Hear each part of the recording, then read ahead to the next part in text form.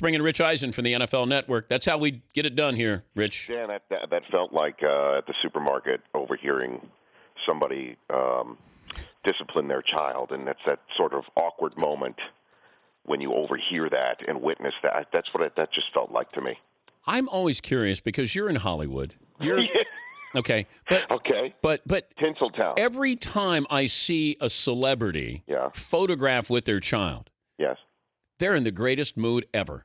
Well, it's because half the time that they're setting that up, and the other half of the time maybe they really are in that mood. But half the time that these paparazzi, I think that's a setup. They like to be photographed with their kids sometimes. Because all I know is if somebody had ever photographed me when I was with my 4 kids, I'd look like Norman Bates in The Shining, or Bates Hotel, or I'd be Jack Nicholson in The Shining. That's that Us magazine feature. They're just like us. They hate their children just like us. They take a picture of you. Here's our poll question. By the way, your Michigan Wolverines survived to move on. That was a frustrating venture in the first half of that game, but it feels good that Trey Burke can have an off game, and the DNA took care of it. The Hardaway and Big Dog Jeans took care of it. That was great. Yeah, the poll question is: were you rooting for Southern to make history, or your brackets to survive that you wanted Gonzaga to win? I guess it depends how deep you were taking Gonzaga. Yeah. Well, I have them going to the Final Four. Well, then you were rooting for Gonzaga.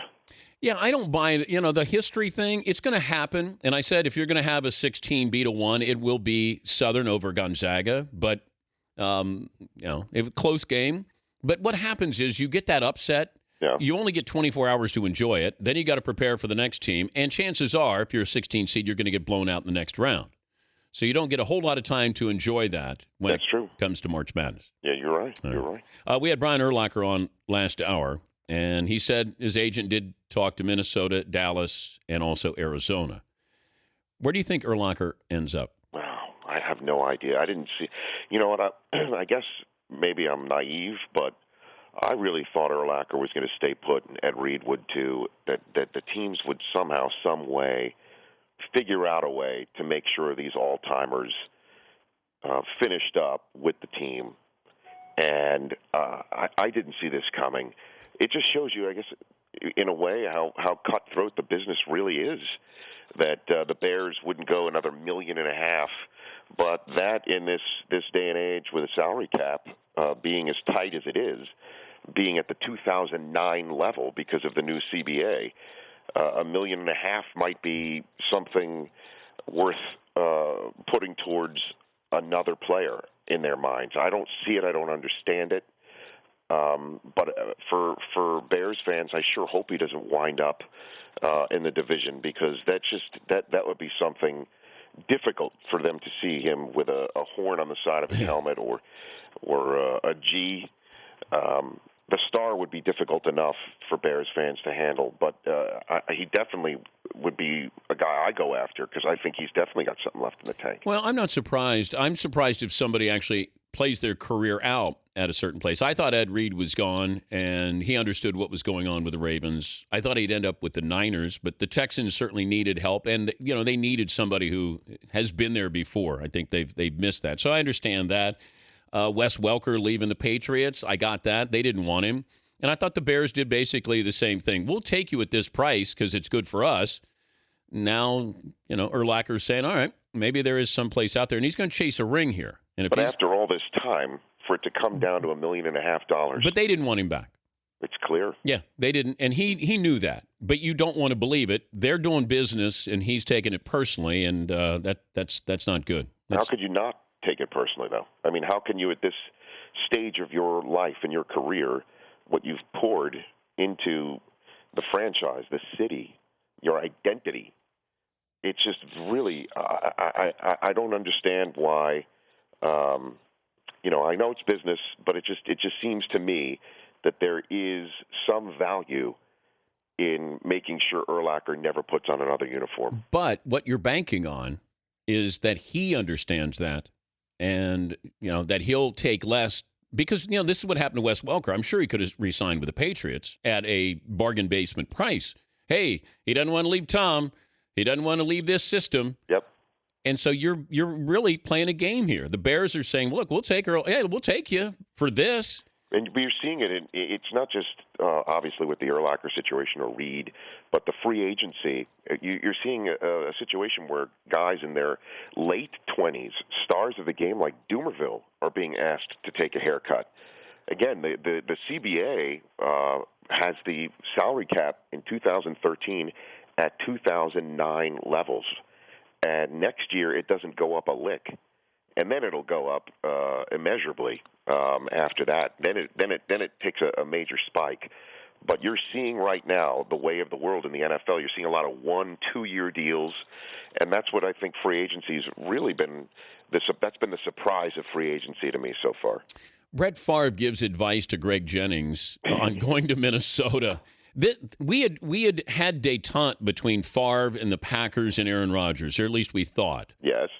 How does this go over with the Packers, with Jennings going to Minnesota? You know what? I think with the Packer fans it's difficult, but if I'm not mistaken, by the end of this summer, you're going to see Aaron Rodgers with a fat new deal that makes him the highest paid player in the league, and some deal where Favre comes back into the Packer fold.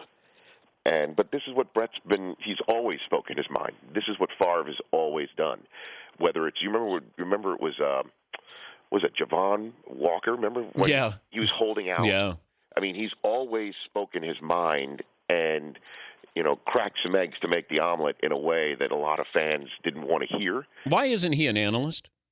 I don't know. It's whatever he wants to do. He was with us at the Super Bowl for an hour and a half. But you can only be in so many jeans commercials and be on that tractor. I mean, don't you want to still be out there and be Brett Favre? I don't know. Ego-wise? I think he's going to, again, sign a deal where number 4 gets retired. He's back in the fold.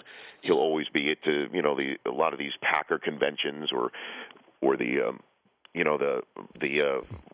annual summer convention or whatever they have up in Green Bay. He's going to be back in the family. But if he wants to be on TV, all he's got to do is say the word, and I think people would chase him down. He's Rich Eisen, NFL Network, also nominated for a Sports Emmy. So we're up against each other. Yes, we are. Against Bob Costas. In an Olympic year. Yeah, I know. It's That's always a tough one, Dan. Now, tough one. Are you rooting for me or you? I'm rooting for me. I mean, this is all about me here. I'm the only one, I believe, in the group who has never won it before. Yeah, that's right. Everyone else is a previous winner. I think it's time to help me catch up here a little bit. But it is truly one of those, it's an honor to be nominated moments. It is. It really is. You never take it for granted. It's pretty cool. I'm thrilled about it. But Bob Costas in an Olympic year, that's unbeatable. Okay, but here's the thing. Yeah. It's also an Olympic year for me. It is, Dan. Mm-hmm. You're not wrong.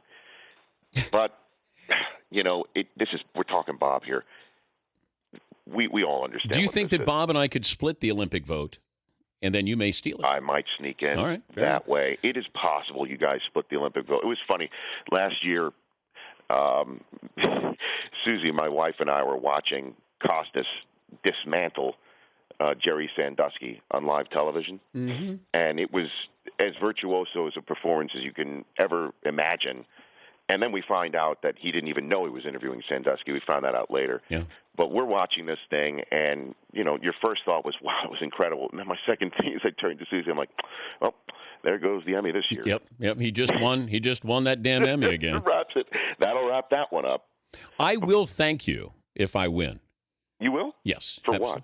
I would just say, look, to be up there with people that I've worked with and admire, and Rich Eisen. Rich, stand up. Rich, come on up here and hold this thing. Hold this. Would you hold this while I'm doing this speech? Definitely not doing that. That won't happen. Okay, I won't do that. Here's what I will do. Okay. I will tell you now that I'll thank you, but I will forget to do it. Oh, you'll be too nervous? No, I'll just forget. I'll just act like, I'll just yell out. Maybe, shout out? Maybe shout out? I'll hold a sign up. Thank me. Now, is this the last award given out? No. That's I think it was like third award, and then I had to sit there and be a seat filler the rest of the night after I lost last year. You didn't leave because No. You're a team player, Dan. You're there for all the NBC and NBC Sports Network people. I know, and you're sitting right there with all of these executives, and I did just want to, just walk out. I wanted to do a walk off. I win, I walk off, take the Emmy, and I go have beers. Are you front row?